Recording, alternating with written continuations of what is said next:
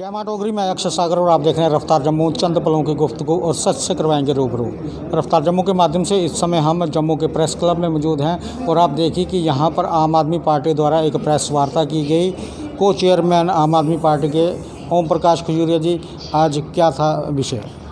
विषय आज का था, कल जम्मू कश्मीर को लेके पार्लियामेंट के अंदर कुछ बिल लाए गए।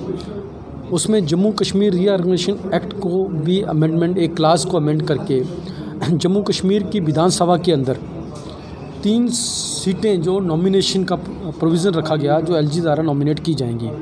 मैं आपको बता दूं कि जम्मू कश्मीर की असेंबली के अंदर सभी लोग जानते हैं कि after the reorganisation of Jammu and Kashmir, या after the abrogation of article 370, Jammu Kashmir की जो असेंबली है वो 114 की है, जो पहले 111 की थी, जिसमें 24 सीटों पे इलेक्शन नहीं होते और 90 सीटों पे इलेक्शन होंगे। अगर एब्रोगेशन से पहले की बात करें तो 111 सीटें थी, जिसमें 87 पे चुनाव होते थे और 24 पे चुनाव नहीं होते थे। तो रीऑर्गेनाइजेशन के बाद 4 सीटें निकल गई लद्दाख के लिए, तो 83 रह गई और 7 सीटें डिलिमिटेशन द्वारा बढ़ाई गई, 90 हो गई और 24 पीओजे के मिला के 114 हो गई। तो मीन्स के पीओजे के एक बहुत बड़ा इशू है जम्मू कश्मीर और पूरे हिंदुस्तान की राजनीति के अंदर। और हमारा जब हम एक राष्ट्र की बात करते हैं तो एक राष्ट्र की बात करते हैं तो अखंड जम्मू कश्मीर की भी बात करते हैं, तो अखंड जम्मू कश्मीर में वो हिस्सा जो पाकिस्तान के नजायज़ कब्जे में है उसकी भी बात करना, उन लोगों की बात करना भी बड़ा महत्वपूर्ण है। तो कल के जो पार्लियामेंट के अंदर जो बिल लाया गया, उस बिल के अंदर इन्होंने क्या किया कि जम्मू कश्मीर के अंदर जो डिफरेंट माइग्रेंट सेक्शंस हैं, चाहे वो 1947 के जो पीओजे के विस्थापित हों, जो 1965 और 1971 के हों, या वैली माइग्रेंट्स हैं, उनके इश्यूज़ को मद्देनजर रखते हुए उनके जो डेमोक्रेटिक राइट्स हैं उनको प्रोटेक्ट करने के लिए एक बिल लाया गया। आपको क्या लगता है कि भारतीय जनता पार्टी ने अपने हितों को मद्देनजर रखते हुए ये बिल लाया है? देखिए, उसके हित क्या हैं क्या नहीं है, बट इस बिल से एक सबसे बड़ा जो एक सेक्शन है जो पीओजे के विस्थापित हैं उनको बड़ी ठेस पहुंची है।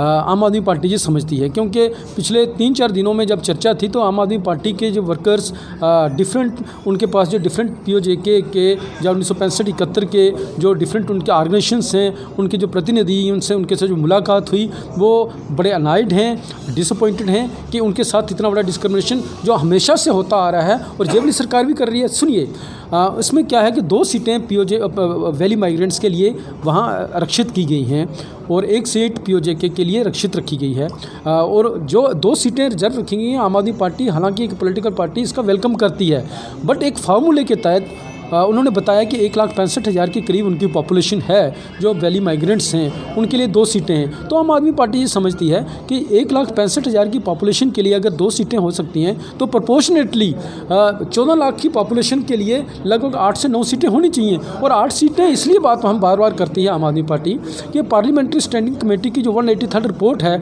2 दिसंबर 2014 में राज्यसभा में रखी गई और उसको पास हुई। उसमें 8 सीटों की रिकमेंडेशंस थी कि पीओजे के विस्थापित के लिए 8 सीटें होनी चाहिए।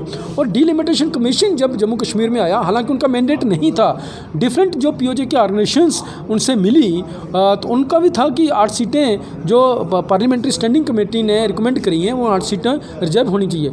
बट इतनी बड़ी पॉपुलेशन को आप इस तरीके से उनके जो रिप्रेजेंटेशन मिनिमाइज कर दोगे तो नेचुरली हम एक पॉलिटिकल पार्टी हैं आम आदमी पार्टी, क्योंकि आम आदमी पार्टी को भी लोगों के साथ सामने जाना है। तो इशूज़ जेन्युइन इशू है, आम आदमी पार्टी को इशू उठाना जेन्युइन ये बनता था। क्या आरक्षण जरूरी है? कि ये पॉलिटिकल रिजर्वेशन की बात है। पॉलिटिकल रिजर्वेशन जो डिप्राइव ऑफ सेक्शंस होती हैं उनके लिए मान के चलें कि लगभग 14 लाख पॉपुलेशन उस एरिया से माइग्रेंट होकर आई है, जिस एरिया के अंदर हिंदुस्तान का कोई भी एक शहरी नहीं जा सकता। मंत्री या एमएलए या कोई जाना, पॉलिटिकल रिप्रेजेंटेटिव जाना तो बड़ी दूर की बात है, एक पंच तक नहीं जा सकता, वहाँ से एक पंच तक नहीं चुना जा सकता उस एरिया में जो पाकिस्तान के नजायज़ कब्जे में है। दूसरी तरफ जम्मू कश्मीर के अंदर ही एक सेक्शन वो है जहाँ पे वो चुनाव भी होते हैं, सब कुछ होते हैं, और ये सारी सेक्शंस मैं बात करता हूँ। एक सेक्शन जम्मू कश्मीर के अंदर वो भी है जिनको पिछले 70 सालों से, जिसको हम कहें कि उनको वोट डालने का भी, चाहे वो पंचायत हो, म्यूनसिपल की हो, जब असेंबली का, उनको वोट डालने का अधिकार नहीं था। अब उन सेक्शन को रिप्रेजेंटेशन मिलना बहुत ज़रूरी है या नहीं है, असेंबली के अंदर, क्योंकि उनकी पॉलिटिकल रिप्रेजेंटेशन होगी तो उनकी सेक्शन की बात करेगा। जहाँ तक रिजर्वेशन की बात है, जो आप बात करते हो, रिजर्वेशन किस लिए होती है? ताकि उनकी प्रतिनिधित्व वहाँ असेंबली के अंदर हो। वो प्रतिनिधित्व असेंबली के अंदर होना चाहिए, इसलिए तो ये नॉमिनेशन है 3 सीटों की।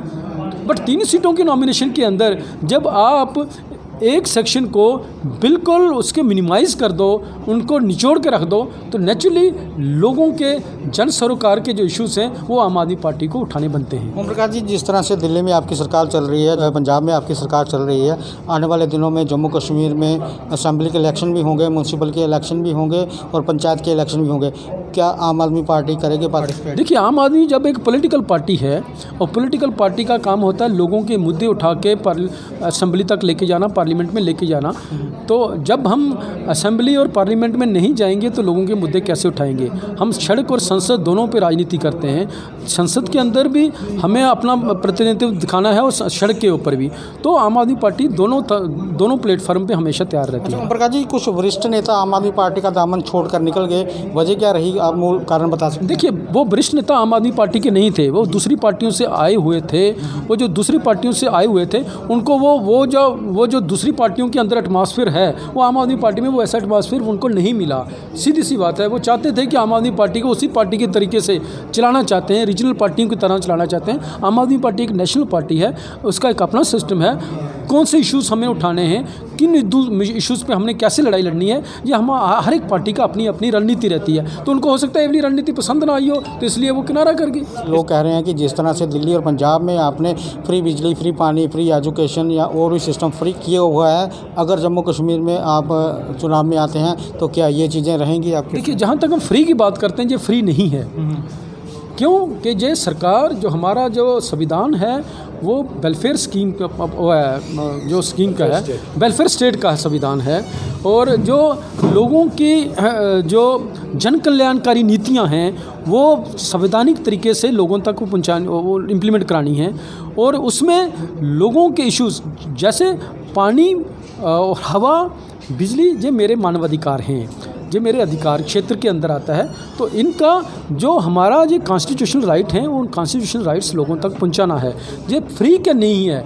अगर बिजली, नेचुरल रिसोर्सेज हमारे जहाँ पे जनरेट होते हैं, जम्मू कश्मीर के अंदर वाटर रिसोर्सेज हैं और जहाँ से हम बिजली का उत्पादन कर सकते हैं, तो जम्मू कश्मीर के नागरिकों का उसके ऊपर उन रिसोर्सेज के ऊपर उनका अधिकार होना चाहिए। उनका जो फ़ायदा उनको जम्मू कश्मीर के नागरिकों को मिलना चाहिए, तो क्यों नहीं मिल रहा है? इन इश्यूज़ के ऊपर आम आदमी पार्टी राजनीति करती है, चाहे वो पंजाब हो, हिमाचल हो, पूरा देश हो। क्योंकि जब हम बात करते हैं समस्या की, तो कश्मीर के नौजवान की समस्या और केरला के नौजवान की समस्या अलग नहीं है।